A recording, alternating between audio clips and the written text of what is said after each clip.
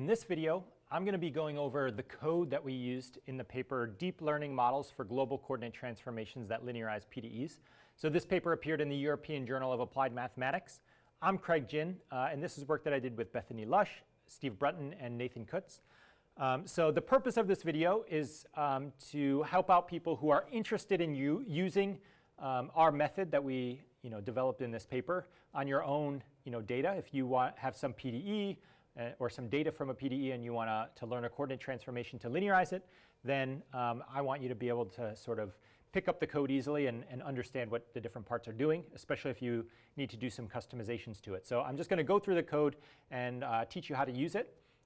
If you're not familiar with what we did in this paper, then you should, before watching this video, either read the paper or watch the video where I described what we did in this video, or in this paper. So there is a separate video where I describe exactly what we did. So if you've seen that video or read the paper, then you're good to go. Otherwise, you should take a moment to go do those things first, because I am going to assume some familiarity with our method. Okay, so first of all, where can you find our code? Our code is all up on GitHub. In a repository called PDEKoopman2. So this is linked in the paper if you have access to the paper, or we'll put a link below. The first thing you need to do is clone this repository to your computer. And then once you have this repository cloned, the next thing you need to do is get some data. You need to have some data to be able to train a neural network. So you need to put some data in this data directory. So in the data directory, if you just clone the GitHub repository, then you will have some files that can be used to create the data that we used in the paper. I wouldn't recommend running those because they take a really long time to run. So if you're interested in just playing around with the code and getting up and running right away, you can use our data, but you should just download it from Google Drive. So I have a link further down in the README that I'll show you where you can just download our data and get running right away. But hopefully what you're interested in using this for is some different data set, not just reproducing what we did in the paper. So if that's the case, then you can just create your own data and put it in this data directory. There are some certain ways that you have to have the data. It has to be in the right format and have the right file names. So let's talk about that quickly so that you can use the code. So first of all, your training data, it can be, well, first of all your data needs to be stored as three-dimensional NumPy arrays, stored as .mpy files. So your training data can be in a single file, or it can be in multiple files. Okay, so in either case, you have to use this certain naming convention. So data name can be whatever you want. You can pick a data name, but the end of the file name has to be train1x.mpy if you have it as a single file. If you have multiple training data files, which is what we did for the paper, we actually had 20 files just to keep the file sizes small enough. Then the second file with training data should be the same data name, but then train2x.mpy, and then train3 and so on. All right, and then for your validation data, which you'll need for training, you should use the same exact data name, but the ending of the file name should be valx.mpy. All right, so name your files this way. For the paper, our data names were Berger's equation and KS equation.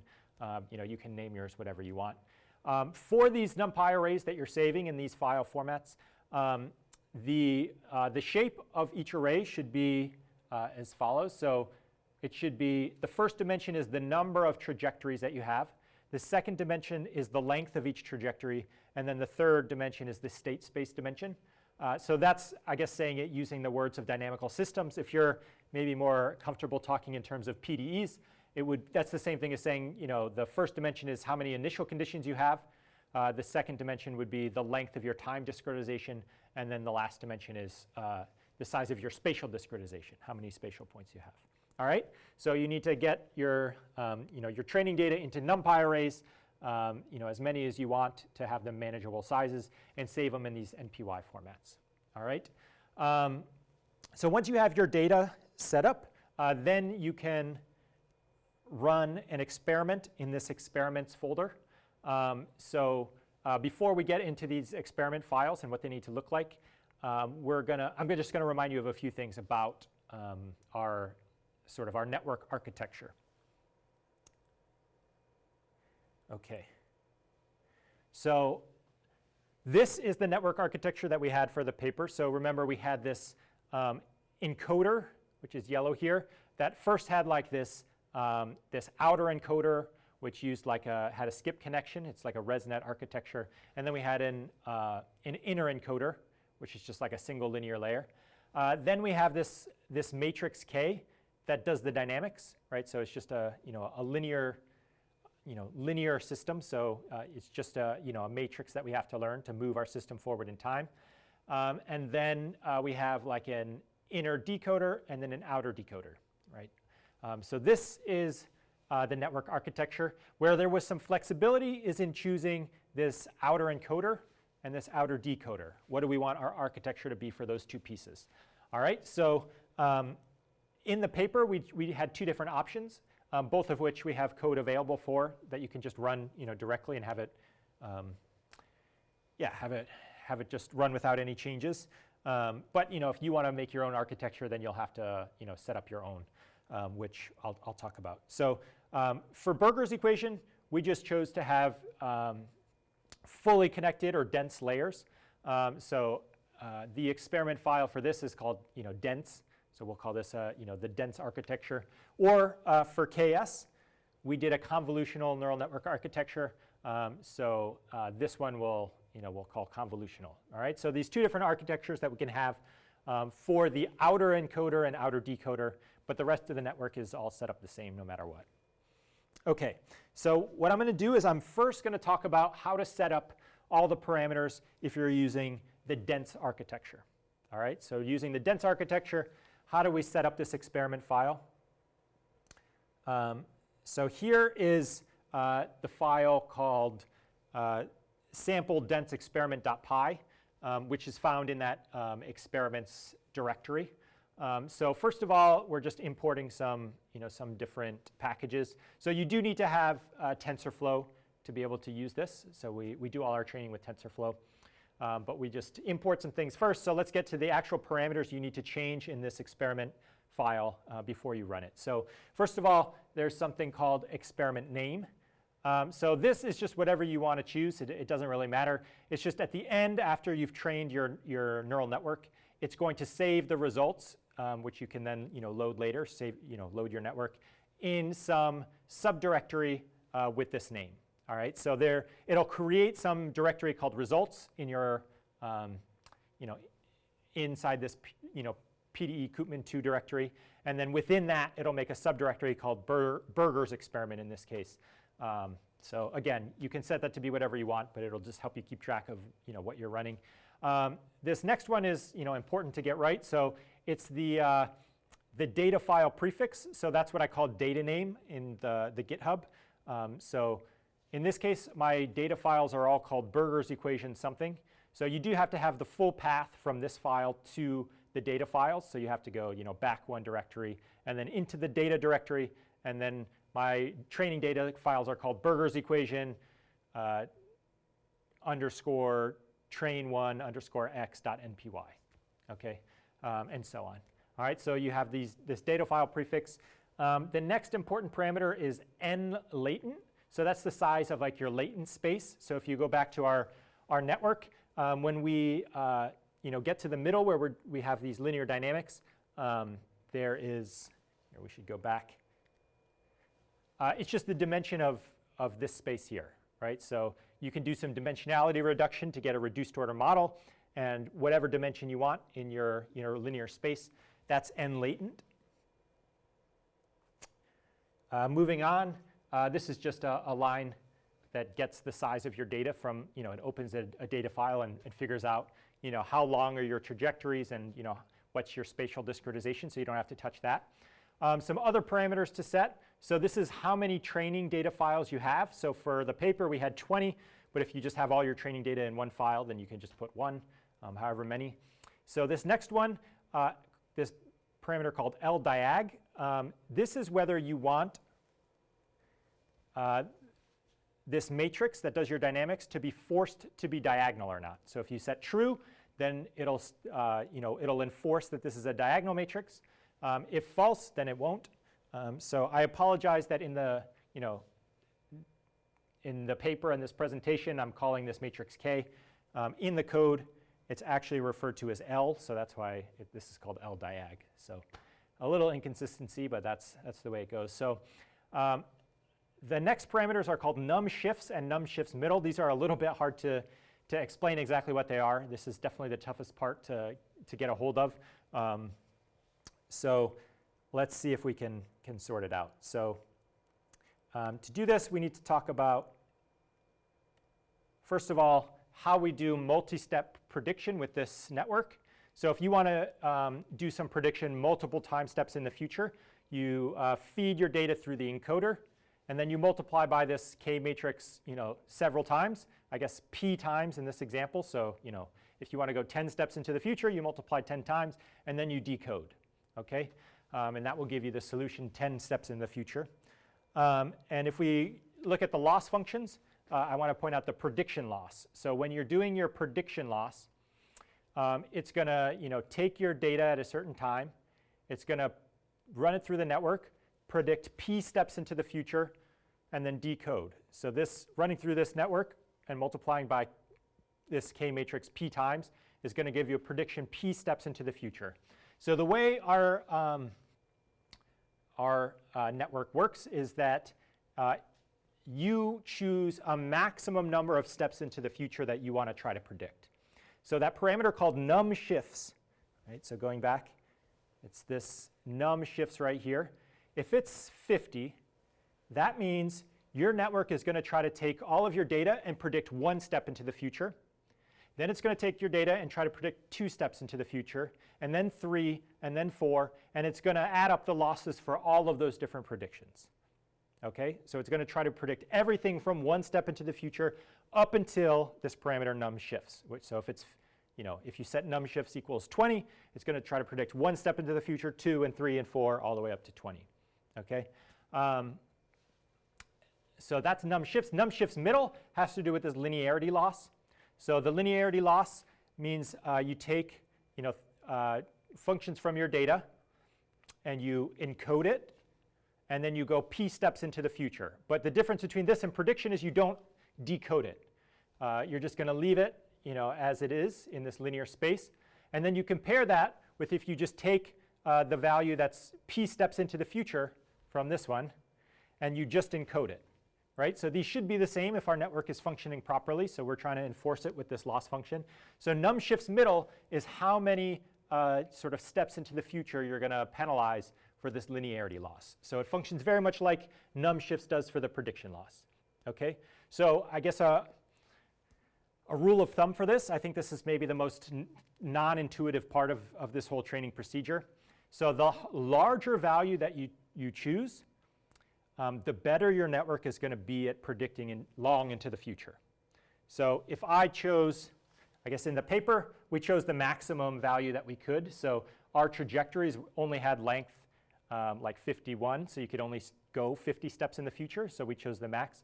But sometimes the neural network training doesn't go great if you have large numbers here. It's just a harder thing to train. So I guess if you can, use large numbers for num shifts and num shifts middle, because if you only choose like num shifts 10, your network is going to have a hard time predicting 50 steps in the future. So the longer you can make your network predict during training, the better it's going to do when you're testing. But if you're having trouble, you're having your training loss or validation loss kind of plateau too early, or maybe things are just sort of going haywire from the start, that can happen, then you can try starting with smaller numbers, and that'll help you at least have a network that trains something.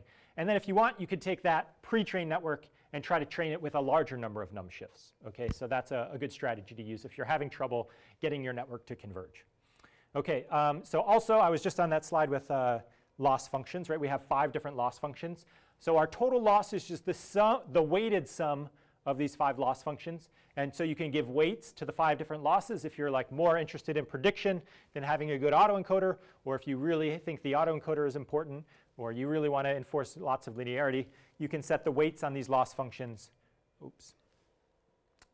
Ooh, here we go. You can set the weights on these loss functions with loss weights. So there's 5 loss functions. This is the weight of loss 1, 2, 3, 4, and 5. Right? They're in the same order just put them in a Python list. Okay, so now we need to set up the network architecture of both the encoder and the decoder. In our case, they're actually, we always have them be the same, so we'll use the same configurations. And we're just going to use some dictionaries that we're going to feed in. So first of all, we are going to use ReLU activation functions.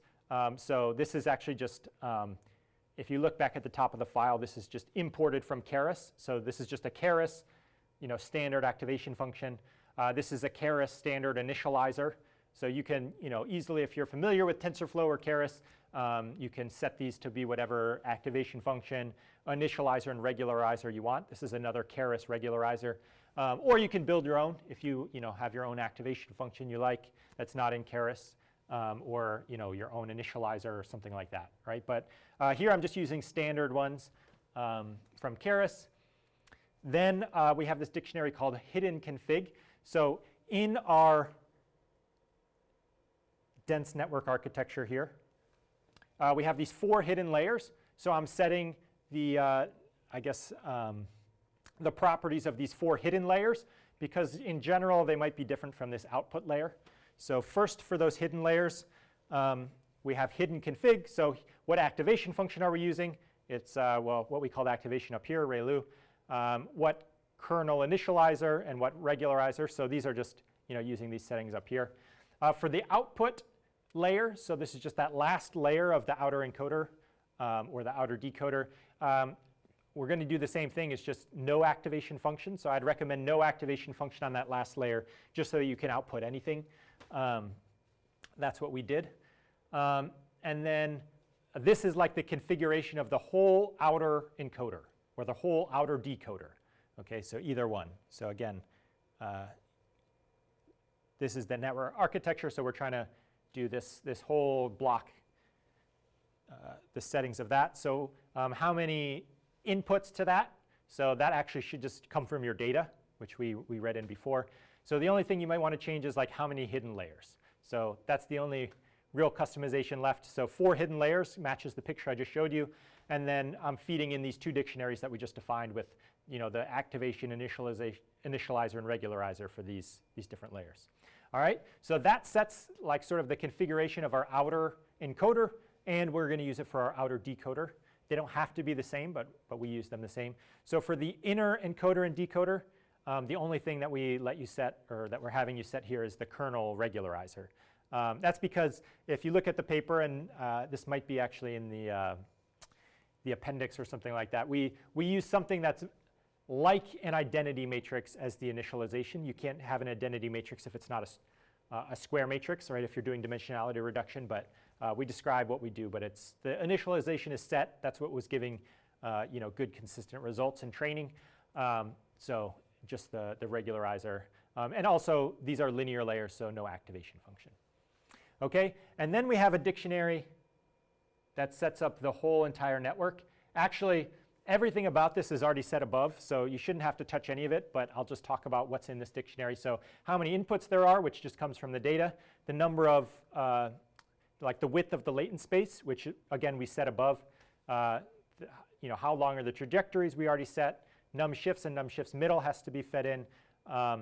So then the actual architecture of the outer encoder and the outer decoder, we have something that we've defined called dense res block, which just sets that dense layer architecture with a residual skip connection, just like in our paper. So we have like subclassed the Keras layer class, and I'll show you there's a place where we did this. And so here we're just setting this up with these configurations that we defined right here, outer config. And then we have to define this inner config, which we set right here, and then whether that matrix is going to be enforced to be diagonal. So again, none of this should have to change from what it is. You've set all these things above. All right, but what you will have to change based on your specifications are some training options. So the way we do our training is first we train only the autoencoder losses, so no prediction, just as some pre-training. So this is how many epochs you want to train just the autoencoder before you start doing prediction. So then we train well, I guess the way the training works is we train a bunch of models for a short amount of time, and then we check to see which one's doing the best, and we reload that and train it till it converges. So num init models says how many models we're going to try to train. So we're going to train 20 models and choose the best of those 20. And so for each of those 20, you do these 3 initial epochs where you're only doing the autoencoder losses, only the unsupervised ones. And then the supervised losses, the prediction and linearity kick in, and we train 15 more epochs. So 18 epochs each for 20 different models. And then you take the best one. I mean, this is all done by the code, so it's going to automatically check which is the best in terms of validation loss. It's going to load that model and train it for 500 more epochs. So you can adjust these, if yours is taking longer to converge or shorter, or maybe you'll have a limited amount of compute time. Maybe you don't want to train 20 initial models. You only want to train 1 and just let it go. So you can set all those parameters. You can set your loss function. So in the paper, we used a relative mean squared error. All the equations of the loss functions are written out in the paper. But if you want to use the same loss function that we did, we created a KUTZ loss function called relative mean squared error. But if you want to use your own loss function, something different, you can feed that in. Or if you just want to use like a really standard loss, you can just feed in like a KUTZ, built-in loss function, like mean squared error, mean absolute error, whatever you want. You can say what optimizer you want. So we used an atom optimizer. You can set options for the optimizer if you want to set the hyperparameters. We are just using the default here. So if you put nothing in this dictionary, it's going to use the default parameters that KUTZ has for the atom optimizer. You can set the batch size, which we have at 32. Data train length, that's how many data training files you have, which we already set above, and the loss weights we already set above.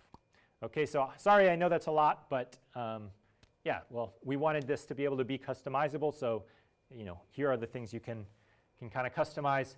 Beyond that, there's nothing else you should have to touch. It's just going to start running the experiment. It's going to call some function run experiment from another file. I guess one more thing I'll point out is there's this random seed. So it is randomly creating, randomly drawing some integer, and that's going to be fed into some random function later during the training. So when you train a neural network, there's some random initialization. I guess in general, this is going to create a random seed, which is going to be put into some other random function later. So you have a random seed, and so you're going to get different results every time. But I guess this is here in case you want to reproduce some results you already had. You could, instead of creating a new random seed, read in the random seed from that results file, and then set that here, and you should get the same result by having the same random seed as another run. Okay, and also if you're doing a custom loss function, at least as of the version of TensorFlow that we were using, to save the results, to save that model using that custom loss function, you had to specify it as a custom object. So we have to specify that here. Okay, but again, if you're using our loss function, then you should just leave it like this. But if you're going to use just like a generic loss function, then you actually won't need any custom objects. You can make this a blank dictionary or empty dictionary.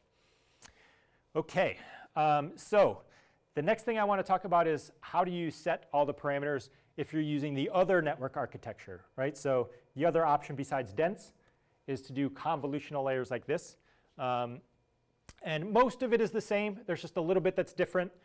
You have to specify like how many, how you want to set up these convolutional layers, and then how you want to set up these. We're using average pooling.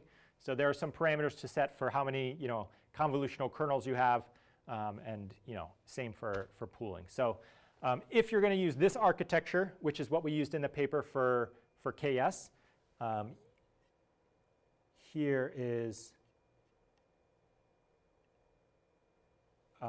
the experiment file. So most things are the same. You'll notice the default experiment name is KS because KS is what we used it for in the paper. Yeah, I think this stuff is all the same. So here's the only place where we have some differences are right here, where we're setting these configurations of this. I mean, basically, we're setting the configurations of the outer encoder and decoder here. and then there's things that feed into it. So here, let's look at the convolutional layers. So we're alternating convolutional and pooling layers. So for our convolutional layers, we have to set what's our kernel size, our stride length, what kind of padding we want to use, whether you want to use 0 padding or not. And then again, activation, initializer, and regularizer. So these 3 things are what we set for the dense layer, the activation and initializer and regularizer. But we now have to have a few extra parameters based on how we want to do our convolutional layers. Then I guess for the pooling layers, you can choose your pool size, also your stride length and your padding. All right, so those are customizable.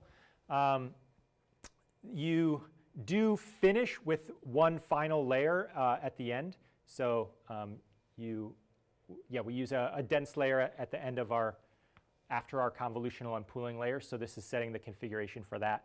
And then we have a linear output layer at the end. Okay. So then here we set like the full configuration of that outer encoder and decoder. So number of inputs, we've seen that before. I guess the big thing that's different is we have to set how many filters we want in each layer. So for our convolutional layers, we had 8 filters in the first convolutional layer, then 16, then 32, then 64. So going back, we had like 8, and then we did pooling, and then 16, and then pooling, and then 32, and then pooling, and then 64, followed by one dense layer with ReLU activation functions. So that's that one that was like that dense configuration. And then we had an output layer that was linear. All right. Right. So yeah, that's actually everything, right? Because then these bottom things are just feeding in these things that we set above. Everything else is the same.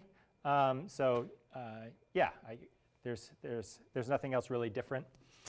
Let's see. So yeah, once you have your experiment file set up, you just run it. It will take a while. So well, if you have as much data as we had at least. So if you're running it on our data, then it may be a few days. But yeah, then when you're finished, you can examine the results. So let's go back to GitHub. When you run the experiment, it's going to make a results directory and put some results in the subdirectories. So actually, we already have in this GitHub repository the results for burgers and KS. So you don't even have to run our experiments from the paper if you just want to check out our results to these networks. But we made like a Jupyter notebook called process results that will show some of the results, the types of results that we showed in the paper. So maybe I'll just briefly run through what's in there in case you wanted to use it on your own results. So there's actually not that much to know about this Jupyter notebook except just running it. So we import some things at the top and set some parameters to make our plots look nice. I think the only real thing you need to pay attention to is this second cell in the Jupyter notebook. You need to set some parameters. And actually, I have them like preset. If you want to look at burgers equation results, then you can just uncomment these 4 lines right here and comment these down here. If you want to look at KS results, you can well, that's how it's already set up. So these 4 are uncommented, and these 4 up here are commented. Or if you ran it for your own, then you'd have to set these parameters to be what you want for yours. But it's just like, what are the names of the data files that we're loading in? What's the experiment name? So like this is the the directory where our results are. So these should match exactly what you had in your experiment file. And then you need to set like your spatial coordinates. So for KS we solved the length of our spatial discretization was 8 pi. Right? For burgers we solved, it was like minus pi to pi, so the total length of our domain was 2 pi. So L is the total length of your domain, dt is your time step, your delta t, and then you need to set like your spatial discretization n. N time is like how many time steps in your discretization. So our trajectories are 51 points in time, including the initial condition. And then you do also need to, for at least one of the things we do, calculate or input the value of num shifts. So these should be in your experiment file as well. Okay, then there's just some like plotting functions that we defined that you don't have to really worry about. So really from here, it's just going to load the model. So this is just a Keras model. We just yeah, did some subclassing of a Keras model. So, I mean, when you load in the model, you have all the normal things you have with Keras models. You can do model, .predict, model.evaluate, all those kinds of things. So it should function very similar to, if you're just using a standard Keras model. So yeah, if you're familiar with using TensorFlow and Keras, then things shouldn't be too unfamiliar if you look at how we did the predictions and stuff later on. Then we load in the data. So I guess the results that we actually show, we show you what are your losses for the validation data. So remember, they're like the loss is the sum of 5 different loss functions. So you get the total loss on your validation data set, and then the individual losses. This display shows you the order that they're in. There's the autoencoder loss and outer autoencoder loss and so on. The prediction loss at the end. So yeah, you can get all those different loss values for your validation data. And then here we have like 5 different test data sets. So in the paper, we sort of split up our withheld test data into ones that had white noise initial conditions, sine waves, square waves, Gaussians, and triangle waves. So the first 3 are the ones that are similar to the training data. And you can see, how did your loss functions do on those data sets, and then on, Gaussian and triangle waves. So yeah, these are just like saved as different data sets called, test 1, test 2, and so on. And we run it for all of them. Yours might, have to change it a little bit if you have different test data sets or didn't structure things the same way. But it shouldn't be, too difficult. It's just, I did a for loop over these different data sets. So you can just, remove what data sets you have in the loop.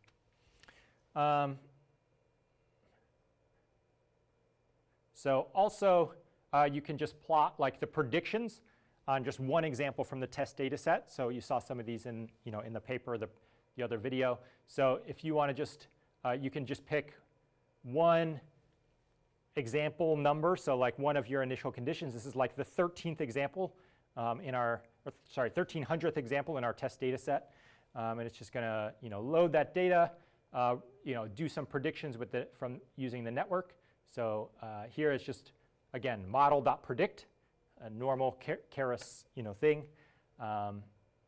and yeah, then just like some plotting things that we're setting.